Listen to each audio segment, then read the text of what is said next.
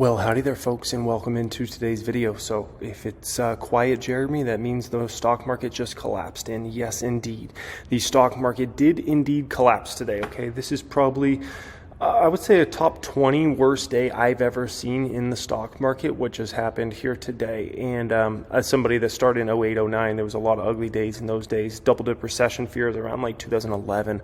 A lot of ugly days in there I saw. Summer of 2015, we saw some ugly days in there.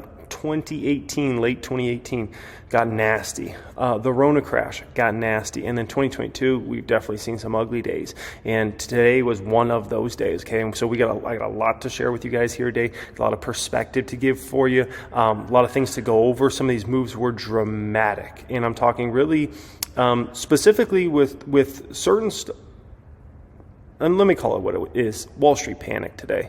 And it's so obvious in the price action I'm about to show you here today. Today was not a panic out of retail stocks. I can show you that as well. Definitely not. But today was a full-on panic of Wall Street.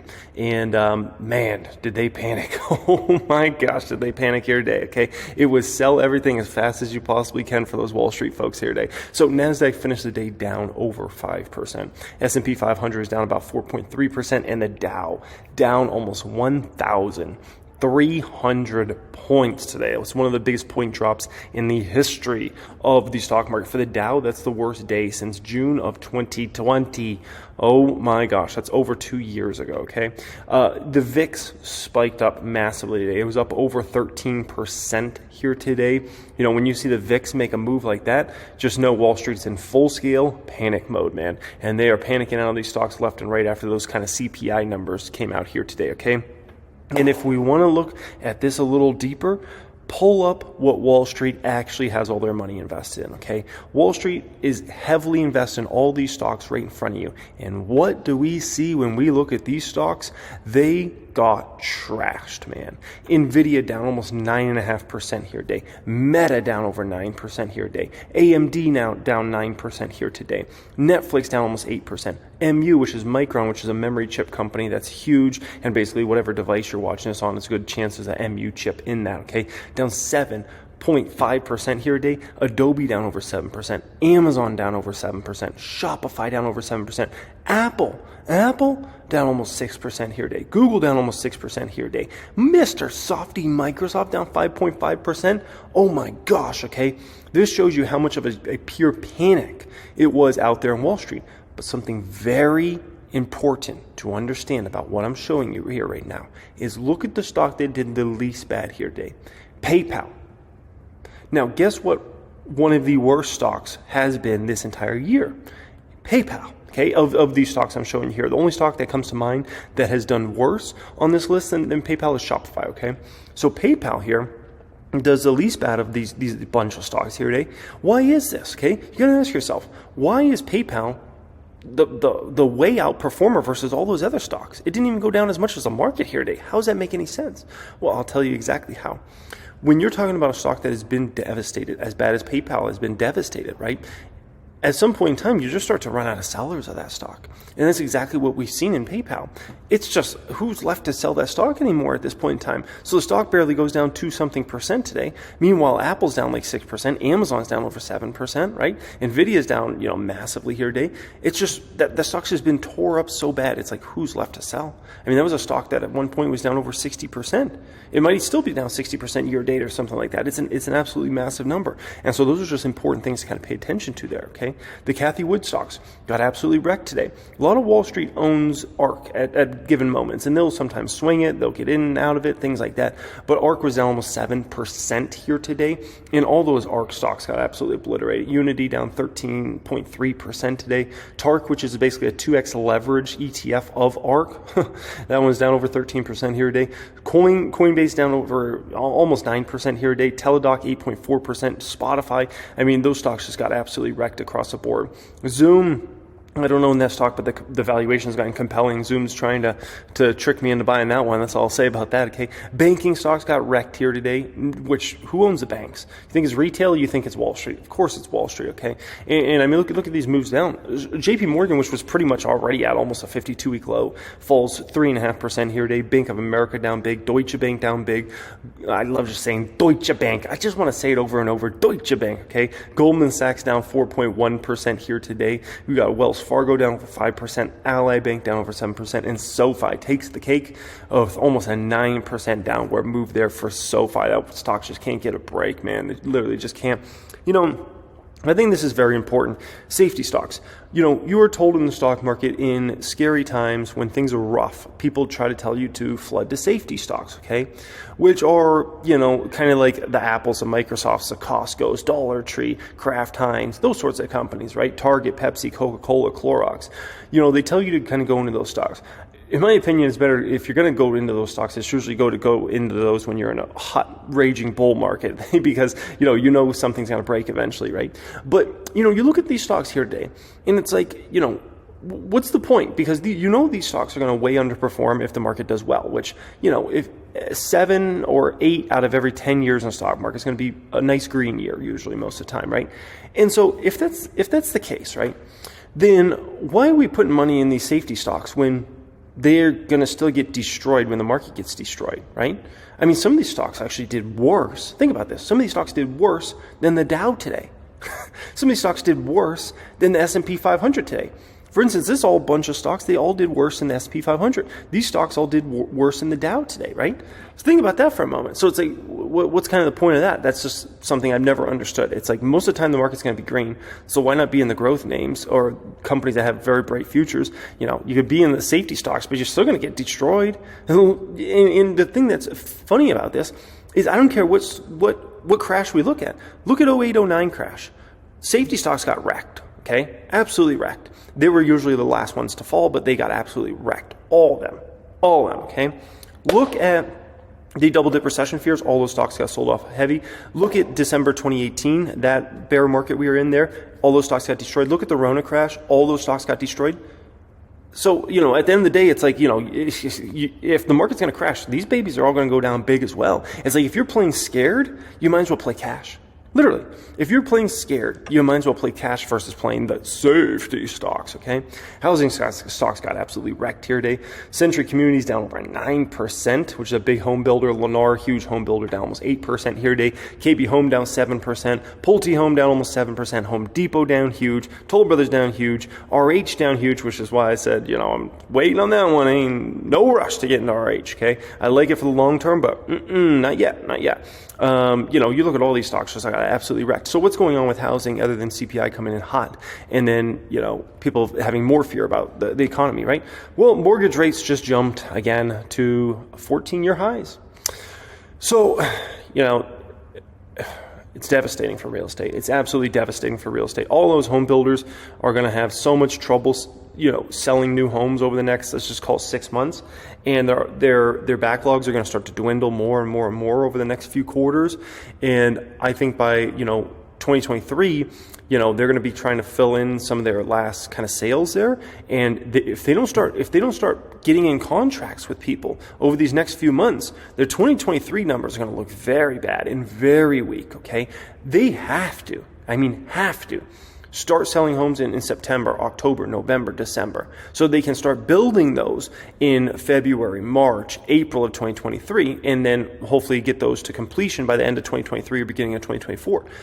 If a bunch of people aren't coming in and placing orders September, October, November, December, then they're not going to have those numbers and they're not going to have all those new projects, right? Which is going to be a horrible situation, and which means their EPS could likely not just go from where it's been like record highs, but could potentially go to some of these companies could potentially start losing money. Some of these home builders, believe it or not. Which is, they haven't lost money in like over a decade for the home builders. And I think they're going to be in a real pickle in 2023. And so that's why with the home stocks as well, the housing stocks, I'm not in any rush to get into those. That's also why I had no interest in buying another house this year. Next year, hey, I might be interested in the market as far as buying a new, let's call it a real estate investment property or something like that. But for right now, I'm in no rush. Heck no. Mortgage rates are going insane. Everybody's super unconfident. Everybody's super scared. For right now, I think real estate always lags the stock market. So there's probably at least another year of fear in the real estate market, at least 6 months minimum. But there's probably closer to a year, if not 18 months of fear in the real estate market. Even when the stock market starts to come back, real estate will still be in a bad place and will still be very scared. Okay. Now, if I pull up my stocks I'm watching, but I don't own watch list here, these stocks just got obliterated here today. Stitch Fix, over 13%. Asana, which is a pretty interesting stock, 13.5%. Purple down over 10%. Obviously, we talked about SoFi. Teladoc, 8%. Square down huge. Look at this. It's just obliteration across the board. Even stocks like Caterpillar down over 4%. Caterpillar's in a really tough spot. And the reason Cat's in a really tough spot is you have potential major slowdown of real estate construction and commercial construction starting in 2023. At least for that year. We'll see what happens after that. You have a mess in China right now, so that hurts things. Now, however, the U.S., we should be spending a lot in infrastructure over the coming years, which should hopefully help Caterpillar. But for right now, man, that company's in a, in my opinion, for the next year to two, is in a, let's call it a challenging spot in relation to their numbers they're going to post in 2023 and potentially even in 2024. But yeah, UPS is down big here today. FedEx down big here today. If there's worries about the economy, those stocks are obviously going to get hit. Same thing with the Ubidi Booba stock as well, okay? Now, what happened with some of the retail stocks? Well, the Chef didn't do anything today. Like what? If I told you the Nasdaq was down 5% plus today, everybody would have guessed the Chef would have been down 10% plus, right? Because it's a speculative stock, it's a money-losing company, and it's a growth name. And so people would just assume that stock has to be down 10%. But no, it didn't even... literally didn't even go down today. Why is that? You gotta ask yourself, why is that? Well, the reason being is this is not a big Wall Street stock. Today was a panic sell from Wall Street. Retail already panic sold. Retail panic sold back in the springtime and summertime. Okay, that game already happened.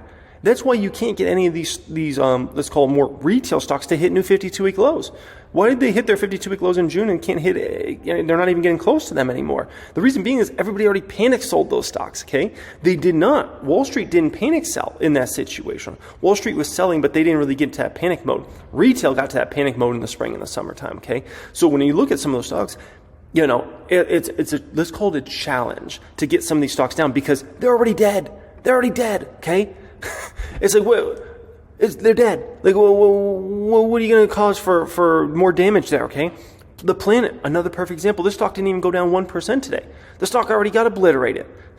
So what is there left to get anymore at this point in time? It's done. The stock price already got finished now at this point in time. So yeah, the market gets absolutely trashed. You see Apple lose, over $100 billion of market cap here today, and yet the Planet loses less than 1% of its value.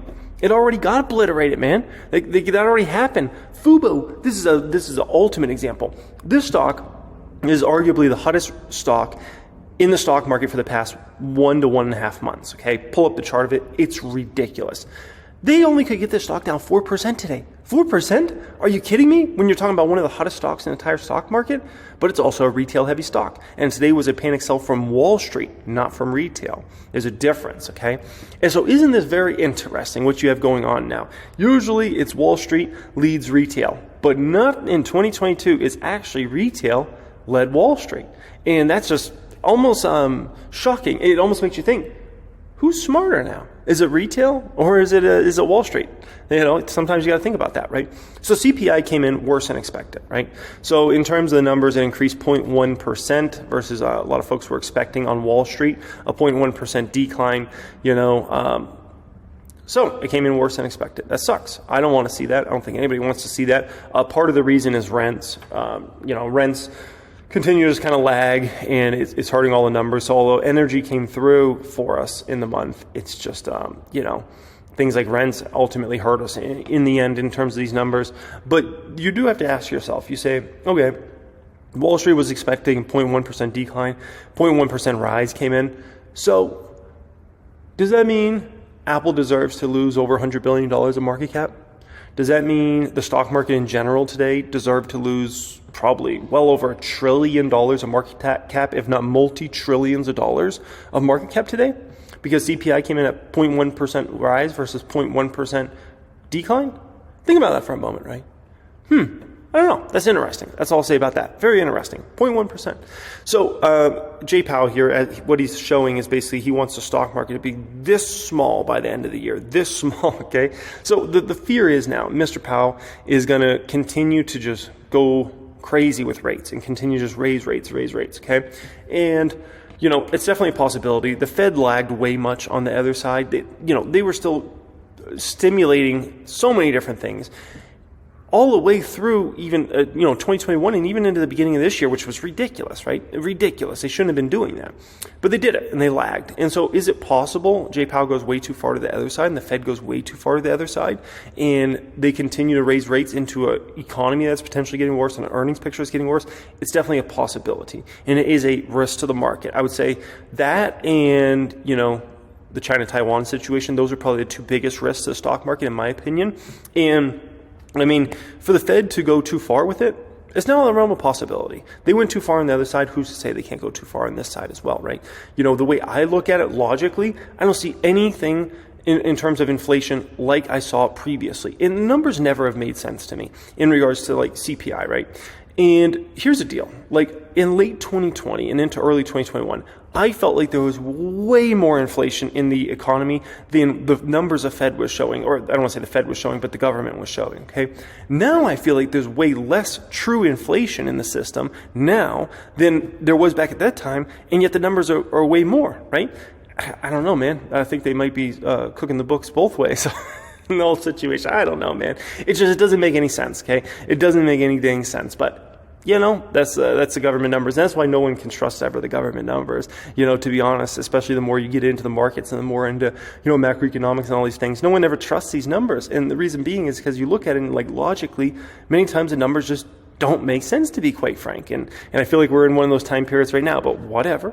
So I was out there buying stocks here today. I made 2 buys here today. I bought 35 shares of Meta. That was at $153 here today. I bought I bought 575 shares of Palantir on the public account. $7.48 I paid for those particular shares there. And the way I kind of think about this in regards to my thought process on buying when the market's getting wrecked like that, right, is a transfer of ownership. That's all it is, okay? It's a transfer of ownership from the Wall Street folks to myself, okay? And they sold, Palantir off 7%, whatever today, right? That's a position I'm looking to build more shares into over the next, 3 or 4 months. So it's a perfect opportunity for me to buy more shares, right? So it's a transfer of ownership from them selling me those shares at $7 to me buying those shares at $7, right? They're transferring me ownership of Meta at $153 today, right? They were selling that, I'm buying that. And that's all that's going on there. It's just a transfer of ownership from them to me. And I think I'm going to make a ton of money on those stocks over the next few years, right? Wall Street doesn't really care what they're selling at, to be quite frank. What they care about is the vibes of the market and retaining clients. And when it comes to retaining clients in their industry, it's very important that they're going with the flow. And if that means everybody's selling, they sell as well. Much of Wall Street is not built upon let's call the wolves. It's built upon the sheep, and it's a very sheep mentality. So if everybody in Wall Street wants to sell and they're all bearish, they've all got to go that same way, okay? If they're all bullish, they've all got to go that same way. And so for them to sell me shares of, Meta at 153 today, or sell me shares of Palantir at 7 today, right? I'm going to make a stupid amount of money on those stocks over the coming years. But they don't really care about that. They just care about retaining their clients. And the fact is right now, you can't own those sorts of stocks. To be quite frank, on a day like today, you don't want to own any stocks, right? If you're coming from a Wall Street perspective, they've got to sell their people and they've got to go with the flow. And so, that's what happens in this situation, right? They also have to fear about what else could happen short term. They see CPI came in worse. Now they're thinking, oh man, Maybe the market's going to get even worse over the next few weeks. So I may be getting out of Meta today at 153 and sell it over to Jeremy, but Meta might be 145 in 2 weeks from now, right? Because the market could be in another downtrend. And I say, fine with me. I'll pick up your shares at 145 as well, okay? It makes no difference to me personally. I'm going to make a stupid amount of money either way on that. But for them, they're looking at these things from a very short-term perspective. Meta could be $95 and they'd be selling it. It doesn't matter. If you're in a downtrending market and it's a sell-all environment, that's just what happens in the end, okay? And, if I look at something like a Meta here today, right? They just sold me a company for roughly about $400 billion for the whole company, right? And they sold me a company that should do over $115 billion of revenue in 2022. They sold me a company that should do over $10 of earnings per share in 2022. They sold me a company that has a top 5 balance sheet in the world. And they sold me a company that has growth for years, okay? And so I look at that and I say, transfer me your ownership. I will gladly take that all day, baby. Thank you, okay? Hope you guys enjoyed this video. As always, be prepared for a lot more craziness in the market over the coming weeks. And yeah, you guys know me. I'm just focused on buying, and focused on my new channel called Jeremy Lefebvre Makes Money. I don't know if you guys have seen this one. This is my new reaction channel. And thank you for everybody that's subscribed over there. We are now over 11,000 subscribers. That's ridiculous. I appreciate everybody for subscribing over there and subscribing over here. I appreciate y'all. Much love and have a great day.